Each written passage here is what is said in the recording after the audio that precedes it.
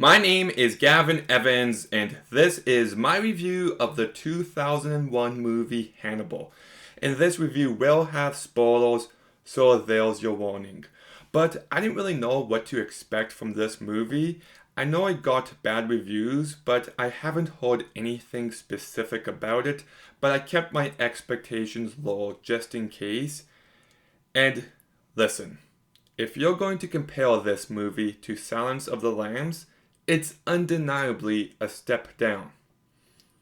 The characters of Clarice and Hannibal and their relationship aren't anywhere near as compelling. Clarice is absent for most of the second act of this movie, and Hannibal is less threatening when you see him in his day-to-day life, and the movie is much more reliant on shock value.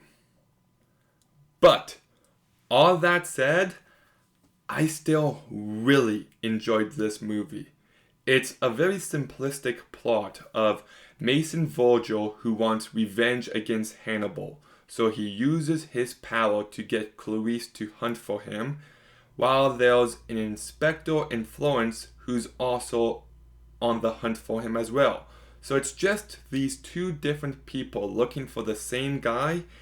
That's all there really is to this movie, but I was highly entertained the entire time. It moves at a fast enough pace. There's moments of brutality that I found to be effective. There's moments of tension. There's thrilling moments. And I was just really enjoying it overall. I would have given this movie a 6 out of 10. But then we get to the end, and my goodness, the last 20 minutes of this movie are fucked up.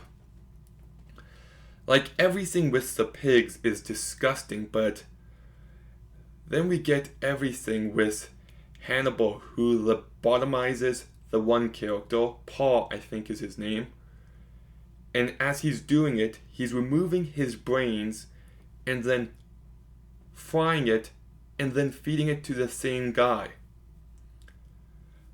Like, that is so gross, and I was just like, what is this? Like, this is insane. And there's just something very psychologically disturbing about that, and yeah, it really worked for me. And then we get this scene where Clarice is trying to stop Hannibal from getting away, so she handcuffs him to her, and he goes like, I don't want to have to do this, Clarice. This is going to hurt. And you think he's going to cut off her hand, but instead he cuts off his own. And that was the one moment between these two characters that I really loved. Because despite what's going on there, he still won't hurt her. So I really loved that moment, and then it ends on this plane at the end where he gives this kid some of the brains from earlier, and I'm just like, oh man, goodness, this last 20 minutes is just so fucked up, but I really loved it. And the cast all does a good job. Julianne Moore, she has the misfortune of following an all-timer performance in Jodie Foster's, but I still think she does a good enough job here. You can't help but compare her, but she holds her own well enough, and she carries this movie when she needs to incredibly strong. And you've got Anthony Hopkins, who, and like I said, he's a much more simpler version of Hannibal, but he's still as entertaining as ever. You've got Giancarlo Gianni, who I think is great. He carries his section of this movie incredibly well. Then we get to Gary Oldman, who's unrecognizable, by design I should say.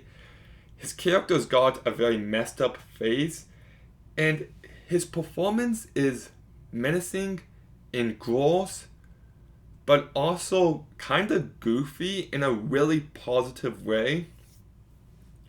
The way his face looked also just added to the absurdity, so even though it worked on a horror level, there was something I think kind of campy about it that I liked a lot.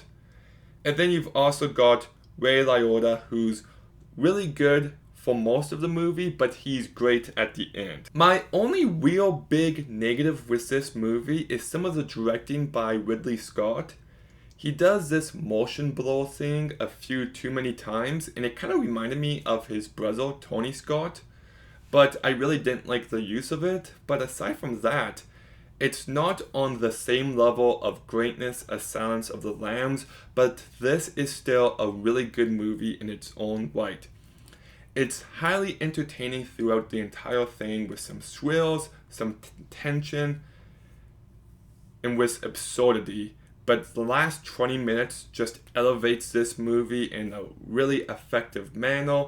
The cast ranges from good to great, and it's a movie I can see myself revisiting quite a bit in the future. So I'm going to go ahead and give Hannibal a 7 out of 10.